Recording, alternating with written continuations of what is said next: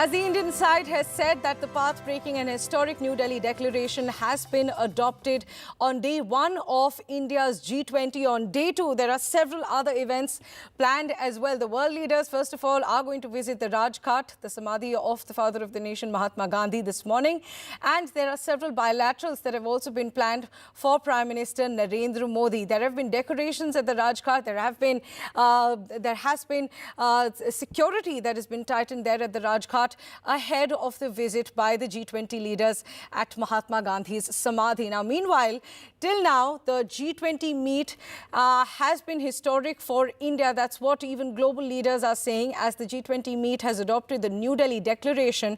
And that's seen as a huge win for India and a transformational moment for India's foreign policy. Now, reaching a consensus for international groupings has been difficult of late owing to the war in Ukraine and divisions over tackling climate change. These G20 countries, which include the United States, Russia, China, Canada, Germany, they're not always on the same page when it comes to several issues, including climate change and the Russia-Ukraine war as well. So on the war in Ukraine, the participants have reiterated national positions and the contents of the UN Charter.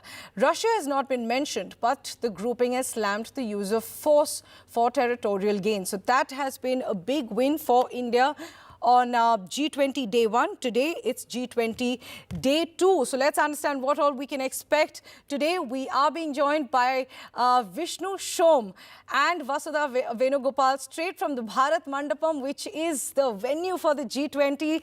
It's a great morning, especially for India, isn't it, Vishnu? After that historic and path-breaking New Delhi Declaration has been adopted. Tell us what you're seeing at the Bharat Mandapam this morning and what can we expect for the concluding day? No, it is a very, very important day indeed. It is a day in which, we need to reflect on what Indian foreign policy has actually been able to achieve. But in as much as we've been talking up Indian foreign policy, and I think that is important, it is important perhaps even more to recognize that the achievements are an achievement for the G20 group as well. It is an achievement for more than 1 billion people around the world, in fact more than 2 billion people around the world. What is the primary goal of the G20? The primary goal of the G20 is strong, sustainable, balanced, inclusive growth. Remember, at the end of the day, the G20 is an economic grouping, and while everything else is discussed, obviously Ukraine was discussed, so many aspects were discussed, the ultimate linkage is economic. The Ukraine war affects the global economic situation. It affects food inflation. It has an impact on energy inflation as well, which is why it's an issue which was addressed and addressed successfully. But let's just tell you a little bit, as I'm sure we've got these images, wonderful images of all the G20 leaders at Gandhiji's Samadhi at Rajghat. And, it's poignant. It's, I can see Tedros, the World Health Organization chief, somebody who was absolutely key in sharing guidance and instructions to people around the world during the COVID pandemic. He's there right now. I can see his images. I saw Kristalina Georgieva, the IMF chief, over there earlier on. Several foreign leaders also coming over there. It's a poignant moment. It's a time to reflect, and it's a time to, for all of these leaders, and I think in a sense for all of us also, to take a step back and understand what the achievement is. And I think I spoke about what the larger goals were, but I think here's a statement in that draft, in the Delhi Declaration, which is important.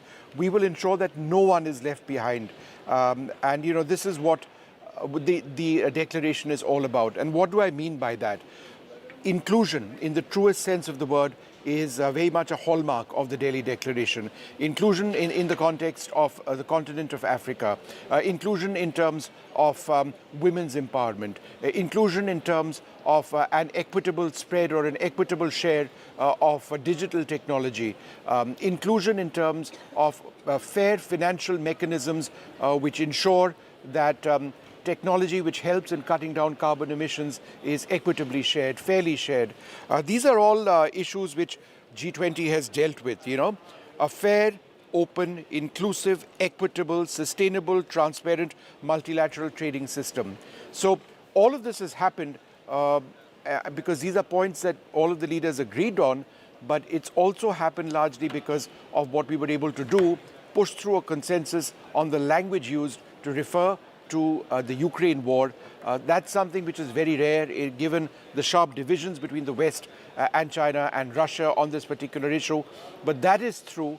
And so, it is something we need to reflect on, because it's because that happened that there was global consensus on this, including by nations such as China, that we are here talking and reflecting on what has been achieved. Today, final development will be India handing over the presidency to Brazil after what has been a landmark G20 year. A landmark G20 indeed. Vishnu Shom, thanks very much for joining us this morning. Vasudha Venugopal also with us right from the Bharat Mandapam, as is Vishnu. And Vasudha, as Vishnu has pointed out, that it has been a transformational moment, not just for India, but for the world at large, with this New Delhi declaration that has been adopted. One sticking point, of course, was the Ukraine point, on which these countries, of course, could not come on the same page for the longest time. But this time, Russia has not been named in the declaration. So tell us particularly about the paragraphs on Ukraine. Along with that, as Vishnu mentioned, that today on the concluding day, one important event will be the handing over of the presidency. So tell us about the important events planned ahead and the bilaterals that are also planned for the concluding day. Yes, Priyanshi, on Saturday, India did script a history of sorts. It's a huge diplomatic milestone for the country because we managed to, negotiate this language disagreement that was that had cropped up. This was regarding the Ukraine and the Russia conflict that is going about. But, if you look at the draft, I was reading it last night. So, except the Black Sea grain deal, the mention of Ukraine and Russia is not present in the document. But at the same time, India makes G20 presidency of India has made an effort to talk about suffering that is caused by conflict and war across the country. And it also says that although G20 is not the right platform to talk about geopolitics, the kind of impact such conflicts have on world economy is something that world leaders have to sort of be very concerned about. So that is something the statement makes very clear. It also talks about the Bali Declaration, also mentions the United Nations Security Council resolution, of course, also the UNGA paragraph. So while the mentions have been limited, there is in fact a lot of talk about how conflicts actually derail world economy and the kind of impact it has on developing countries. So that is important. Of course, when the media asked S. Jaishankar on the kind of language, he said that it was geopolitical issues were something that dominated the deliberations in the last few days of Sherpa meetings. But of course, everyone sort of pitched in and helped, and this statement was brought out. And he also made it a point to clarify that Delhi Declaration is Delhi Declaration. It's different from Bali Declaration because the situation has changed, and this declaration basically talks about the existing situation. So other than that, there are also a lot of positive agenda which India has sort of put forward. If you talk about the One Future Alliance, for the first time, DPI has finally become part of G20 Financial Action Plan, and this is something that you're interested in digital stuff. So this is something that you will appreciate. So there will finally be an institution, a multinational institution, which will look at streamlining the use of digital public infrastructure across countries. So that is important. If you look at the draft, it also talks about increasing female labor force participation, and remember, India is also one of the countries that has a very less of female labor force participation. India has talked about ensuring that every woman invested in labor, sort of working, is considered, is counted, so that the parameters are also sort of assessed. So this is something that India has pushed for. All of these subjects will be taken forward in the Brazil presidency. Today is technically day 2 of the G20 presidency. Today, of course, all the leaders have gone to Rajghat. It is a very emotional moment because every time India spoke about the inclusion of African Union in the G20, it invoked Mahatma Gandhi. So this is very symbolic and very emotive. After that, we have one meeting of the world leaders, and then the handing over happens. Vasudha, thanks very much for joining us this morning. As Vasudha mentioned, that the leaders this morning went to the Rajghat as well, the Gandhi Samadhi. Now, to help us understand more about India's G20 presidency and the New Delhi Declaration, we are joined by a very special guest this morning, Mr. Ashok Malik, the partner and chair of the India practice at the Asia Group. Mr. Malik, thanks very much for joining us this morning. And my first question to you, that India has been calling the New Delhi Declaration path-breaking and historic. historic. So first things first, would you also call it historic? And what do you think are the factors that make this New Delhi declaration truly historic, not just for India, but for the world at large? Good morning, and thank you for having me over. You see, this G20 summit is taking place in the aftermath of three global shocks. The COVID pandemic and its socio-economic aftermath, the Ukraine war and its economic aftermath, including in terms of supply chains related to food and energy, which Vishnu also referred to.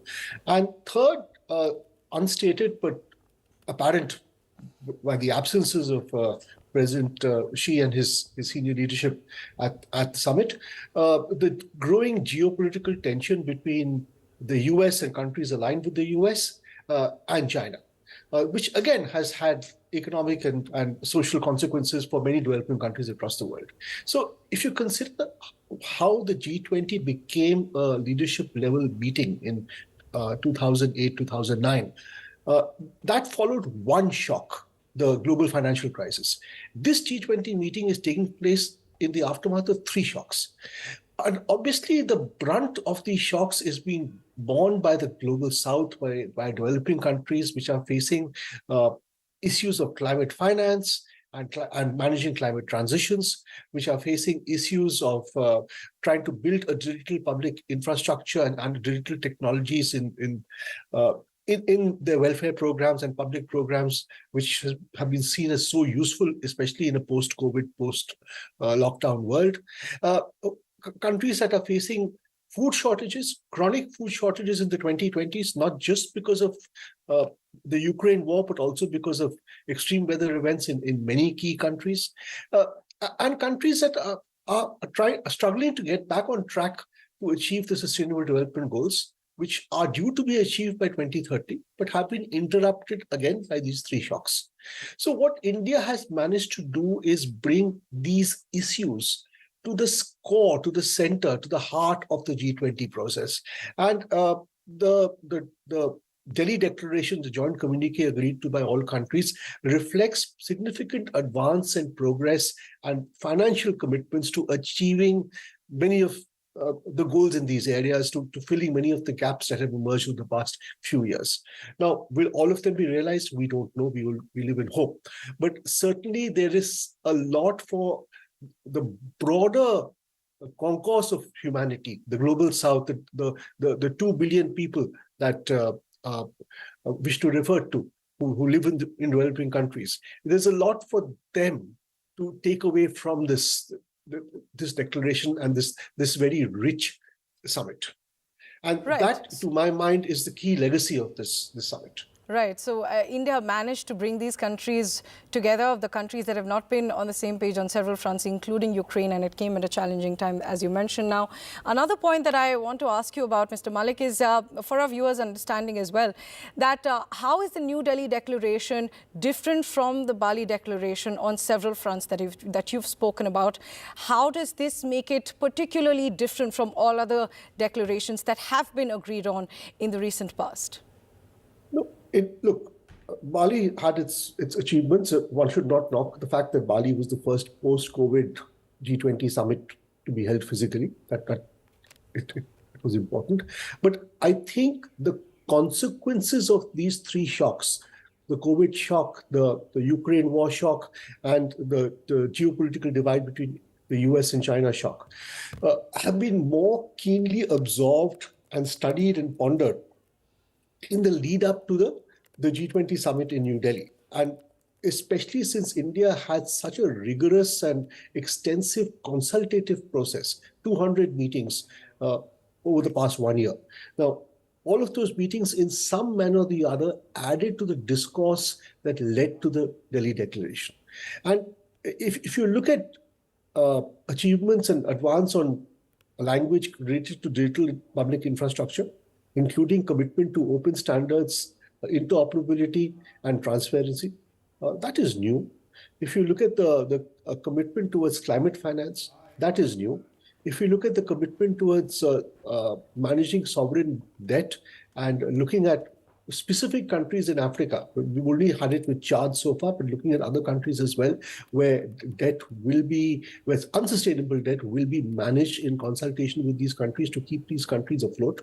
That is new.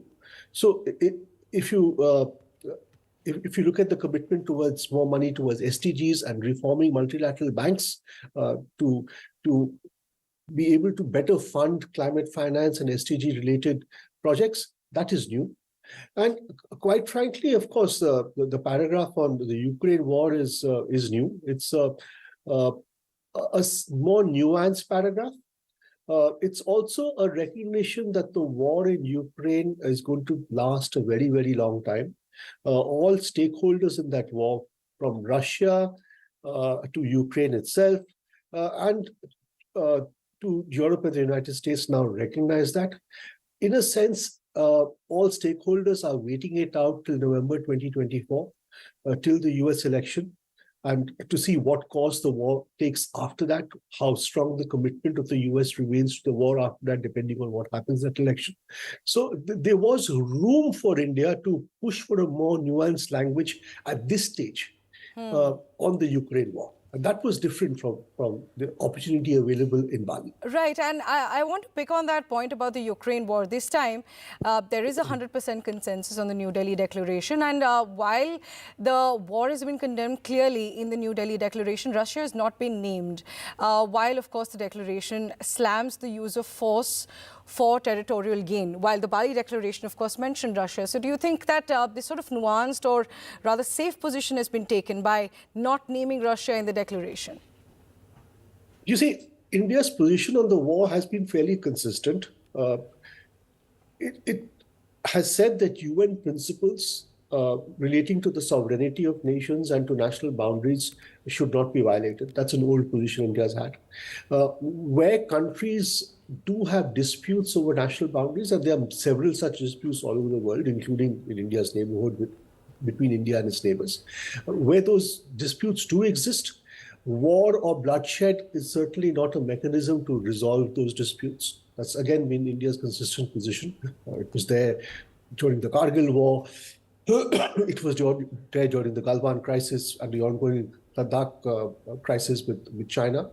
And third, it has said that this war, whatever the motivations for this war is certainly not necessary and needed at this time. No war is ever needed, and certainly this is not the era for war. This is the era to resolve such disputes through other means, negotiation or other means. War is not the answer. So India has essentially pushed these three principles, or these two broad principles, into this declaration, and it with very intelligent and nuanced, and I would say even clever language, which has satisfied everybody, quite honestly, because key stakeholders wanted to be satisfied. So it's a tribute to India's draftsmanship and to Indian diplomacy. It is also a reflection of the current reality of the Ukraine war, which has reached a very large stalemate, with neither side winning at the moment, and both sides recognizing that this is going to be a long drawn affair, with a key sort of turning point, if there is a turning point at all, probably coming only after the US election of November 2024, which is a year and a bit away. Right. And so there is. So even if you have a very strong statement today in G20 or any other platform, it will not make a material difference on the ground. Right. That is the big realization. So which also gives, I suppose, the next G20 host, Brazil, the opportunity to push such nuanced language, provided, of course, its G20 summit takes place before November 24th. Right. As you mentioned, unfortunately, no end in sight for the Russia-Ukraine war. Even the UN Secretary General said that there's no peaceful solution in sight, at least in the near future. Both countries taking the conflict forward. But this has been adopted in the New Delhi Declaration. On the Ukraine front, slamming the use of force for territorial gain without naming Russia. Mr. Ashok Malik, thanks very much for joining us this morning and really helping us understand the significance of the New Delhi Declaration, what it means for India's future diplomacy. diplomacy and India's global future, along with the implications for the world at large. We'll take a short break now. Our continuous focus on the G20 summit continues. Stay tuned.